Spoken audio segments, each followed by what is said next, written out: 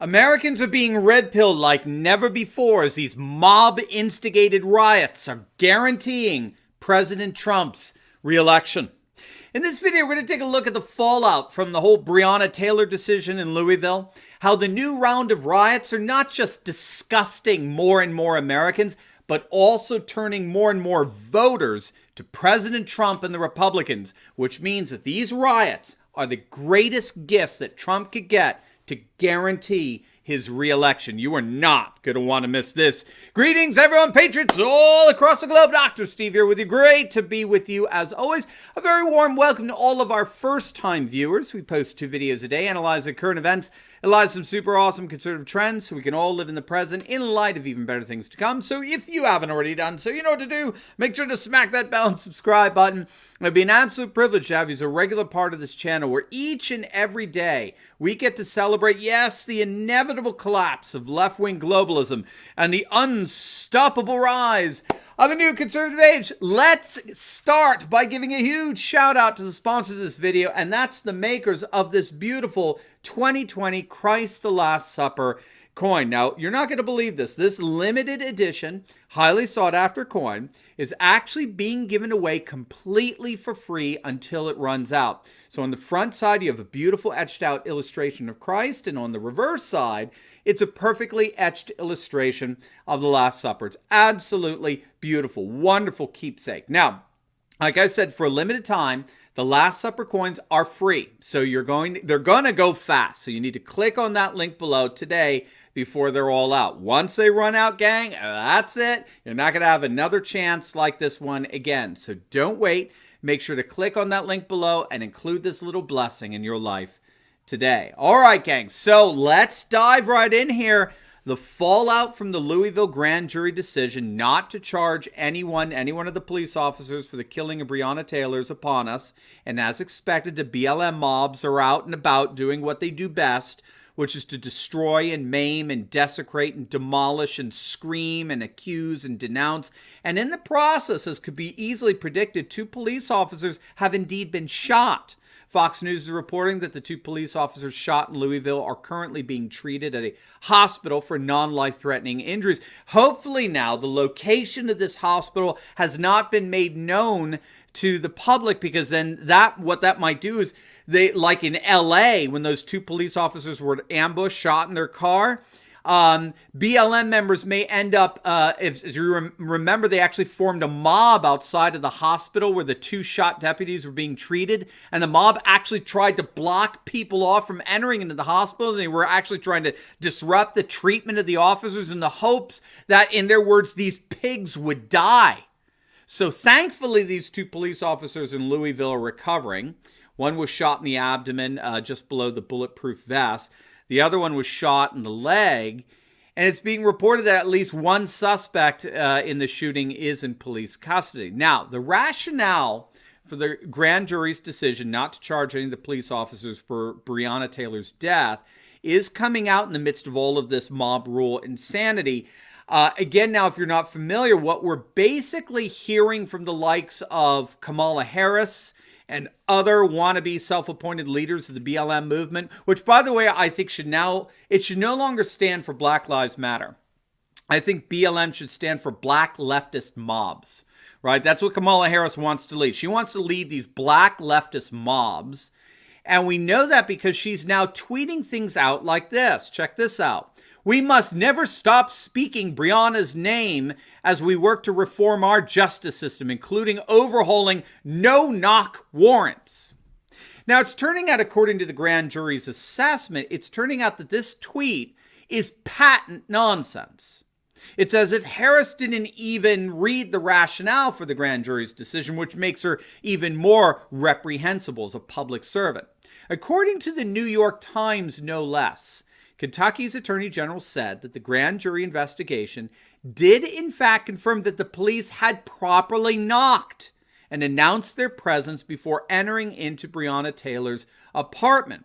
What the mobs on the streets have been led to believe by the likes of shameless opportunists such as Kamala Harris, they've been led to believe that the cops showed up at Taylor's apartment, instituted a no-knock policy where they just burst into the home without announcing their presence. So in this imaginary scenario, Breonna Taylor's there sleeping peacefully next to her boyfriend, when all of a sudden they thought they heard her abusive ex-boyfriend breaking and entering into a home invasion. And so her boyfriend in the bed began shooting in the direction of this home invasion. And then these racist cops turn around and shoot Breonna dead in her bed. That's the narrative that race hucksters like Kamala Harris are pushing. We now know none of that is true. Once again, BLM, black leftist mobs, are destroying and defacing and defaming all in the name of a lie, a blatant lie.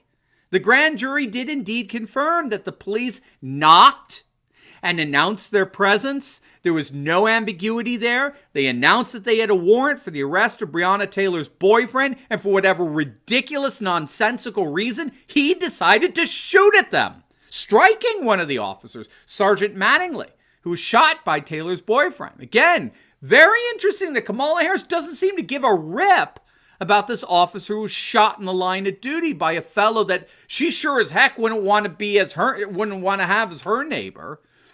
And it was then, when they were being shot at, it was then that the officers opened fire, and Breonna Taylor was sadly killed in the crossfire, not while in bed, but when she was in the hallway. And so I'm glad to see that the sequence of events is now being widely reported, at least by the British news media, which in turn exposes Harris's tweet as nothing more than blatant propaganda. It's nothing more than an attempt to keep a lie alive. And so it's no wonder that Harris is being viciously slammed for such an absurd mockery of truth in her nonsensical tweet. Now, of course, she doesn't say a word about the two police officers that were shot last night because, you know, she's vying to be the leader of the black leftist mobs, not a police force. That's her goal. She thinks somehow this is going to be her ticket to power, but boy, is she in for a rude awakening.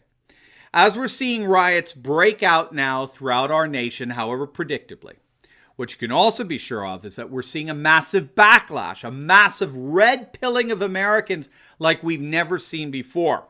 But first, we're so excited to announce the beginning of Turley Talks TV. Now, I know a lot of you get tired of hearing ads before getting to our videos, right? Like this one. I know a lot of you get frustrated with interruptions by Google ads while watching our videos.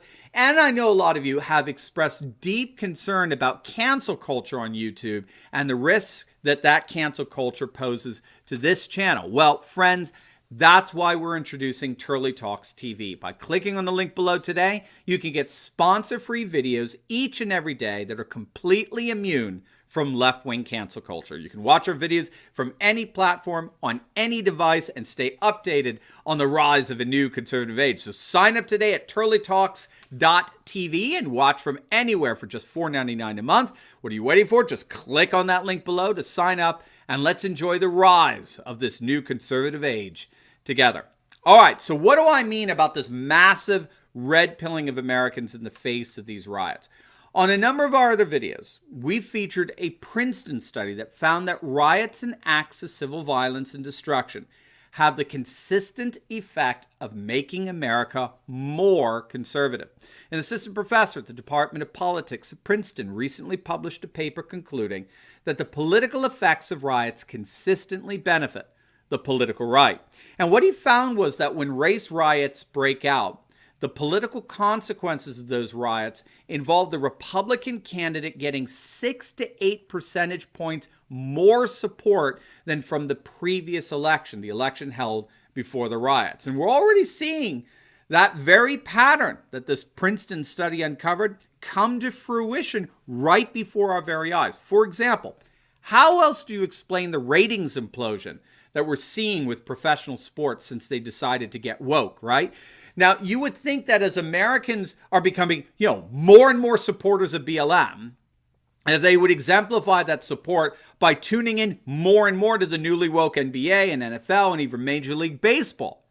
But it is the complete opposite. In fact, we've got an interesting counterexample here. What if we could find a professional sport that has thus far resisted this propensity towards wokeness? What if we found a professional sport that turned its back on all the BLM propaganda, and then we could compare its ratings to the sports that have embraced BLM propaganda. Well, what do you know? We've got that evidence. The PGA, the Pro Golfers Association, which is unique in that it has thus far refrained from promoting any political agenda being expressed by its league or its players.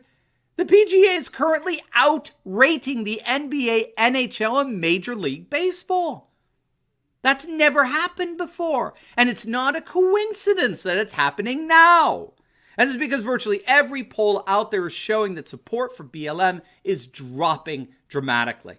A recent Pew report found that support for BLM has dropped by 12 points since the summer. The drop in support can be seen mainly among whites, Hispanics, and Republicans. In fact, the drop was most dramatic among whites, which we predicted would be the case. It fell from 60% support now to just 45%. Only 16% of Republicans support BLM. And this comports well with a Politico report that found that favorability for BLM has dropped 9 points in the last few weeks. In the key state of Minnesota, that may very well flip to the Republicans for the first time since the 1970s, support for BLM is catering. And in Wisconsin, where the Kenosha riots have ravaged businesses and properties and neighborhoods over the last couple of months, support for BLM has dropped 10 points from 59% to now 49%.